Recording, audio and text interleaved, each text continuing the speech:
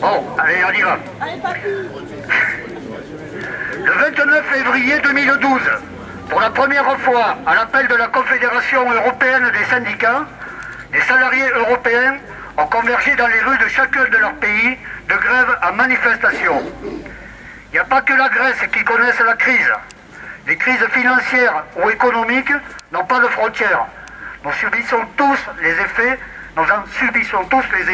en France ou en Europe.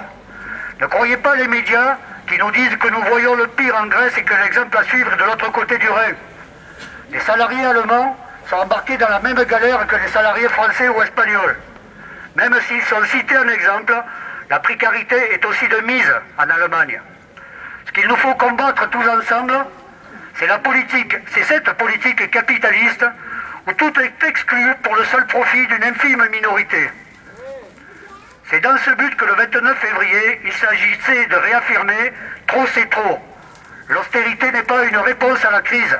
Au contraire, elle produit des dégâts sociaux énormes. C'est le travail qui crée les richesses. Et c'est une autre répartition de richesses qu'il nous faut.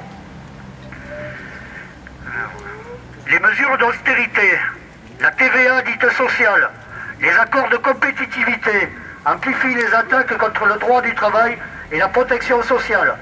Ils aggravent encore la situation des salariés. Nous ne sommes ni responsables ni coupables. Nous sommes tous en situation de légitime défense.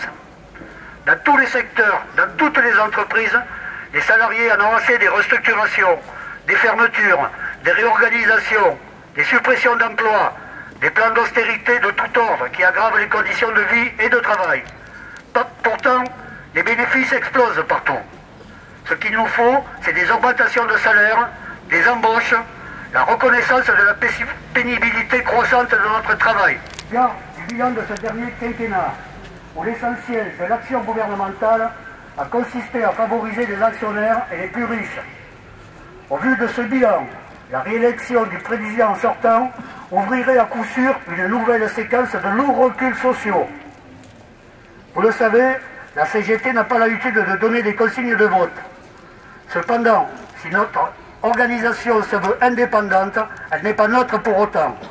Nous sommes la première organisation syndicale du pays et comme dit Bernard Thibault, nous sommes parfaitement en droit de porter une appréciation sur la manière dont les salariés ont été traités au cours de ce quinquennat. Le bilan dans le domaine économique et social que revendique le président de la République est particulièrement lourd et il n'appartient qu'à lui. À partir de ce constat, nous pouvons lui attribuer la responsabilité de l'échec de sa politique menée depuis 5 ans.